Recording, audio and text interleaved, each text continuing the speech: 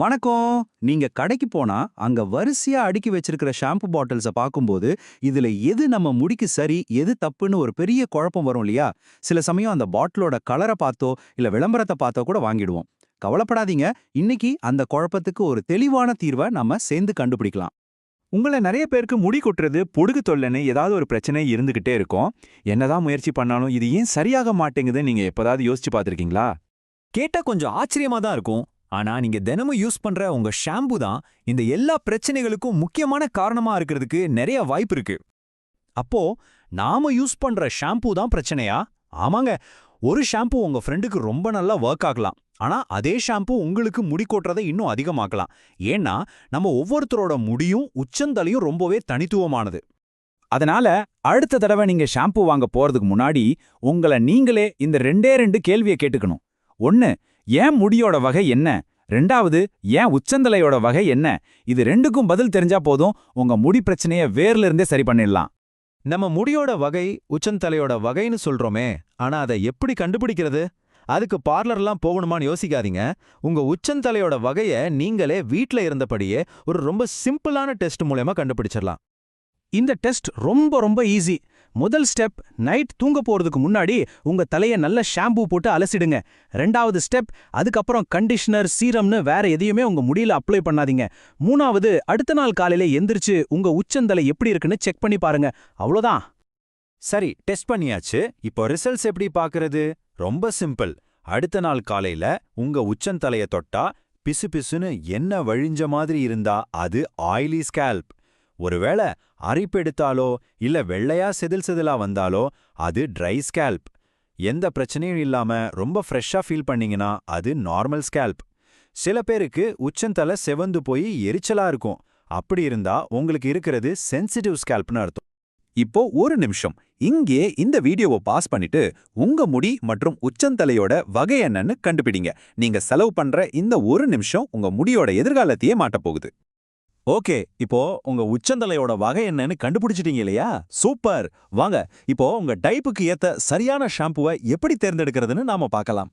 முதல்ல ஒரு முக்கியமான விஷயத்தை நம்ம தெளிவா புரிஞ்சுக்கணும். ஷாம்புன்றது உங்க முடிக்கானது மட்டும் இல்ல, அது முக்கியமா உங்க உச்சந்தலைக்கானது. சிம்பிளா சொல்லணும்னா, உங்க முகத்துக்கு எப்படி ஃபேஸ் வாஷ் யூஸ் பண்றீங்களோ அதே மாதிரி உங்க உச்சந்தலைக்கு யூஸ் பண்ற ஒரு கிளென்சர் தான் ஷாம்பு. அதோட வேலை அங்க இருக்கிற அதிகப்படியான எண்ணெய், அழுக்கு, இறந்த செல்களை நீக்கிறது தான்.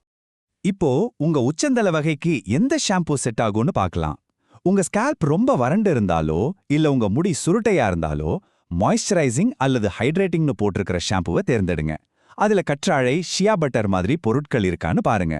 ஒருவேளை உங்களுக்கு எண்ணெய் பசை உச்சந்தலையா இருந்தா பேலன்சிங் அல்லது கிளாரிஃபையிங் ஷாம்பு தான் சரி. அதுல டீ ட்ரீ ஆயில், எலுமிச்சை மாதிரி இன்கிரீடியன்ஸ் இருக்கும். பொடுகு தொல்லை இருக்கிறவங்க ஜிங்க் பேஸ்டு அல்லது மூலிலை கலந்த ஆன்டி டேண்ட்ரஃப் ஷாம்புவை தேடுங்க.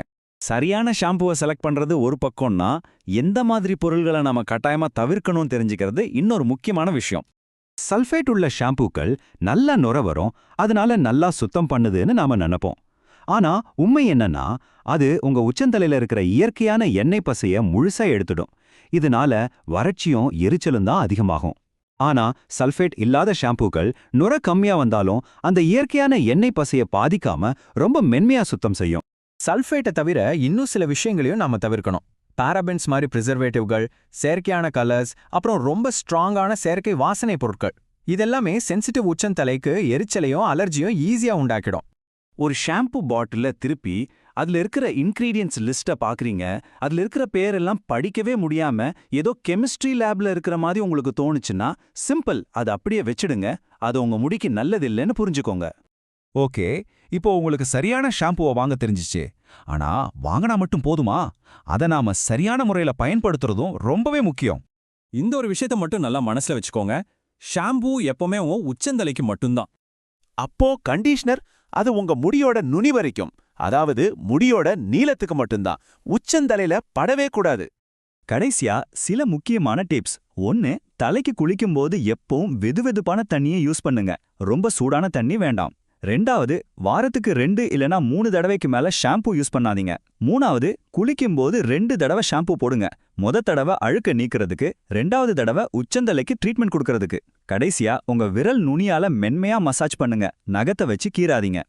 இப்போ உங்க முடிக்கு எந்த ஷாம்பூ சரி, அதை எப்படி யூஸ் பண்ணணும்னு எல்லா ரகசியமும் உங்களுக்கு தெரியும். இனி உங்க முடிக்கு எது நல்லதுன்னு நீங்க தான் முடிவு பண்ணணும். சொல்லுங்க, இனிமேலாவது பாட்டிலோட அழகா பார்த்து ஷாம்பு வாங்குவீங்களா, இல்ல உங்க முடிக்கு எது தேவையோ அதை பார்த்து வாங்குவீங்களா? முடிவு உங்க கையில தான்.